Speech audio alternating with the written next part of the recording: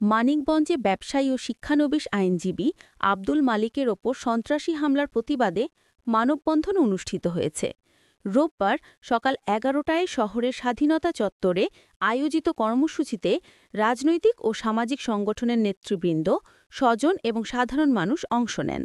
বক্তারা বলেন, চাঁদাবাজির ঘটনাকে কেন্দ্র করে আরিফুল ইসলাম খুকুন হত্যার উদ্দেশ্যে মালেককে ছুরিকাঘাত করে। দীর্ঘদিন ধরে সে মাদক ব্যবসা ও সেবনের সঙ্গে জড়িত। মানববন্ধনে বক্তারা সতর্ক করে বলেন, ন্যায় বিচার নিশ্চিত না হলে বৃহত্তর আন্দোলনের কর্মসূচি দেওয়া হবে। অংশগ্রহণকারীরা আহত মালেকের সুস্থতা কামনা করেন এবং দ্রুত বিচার কার্যকরের আহ্বান জানান।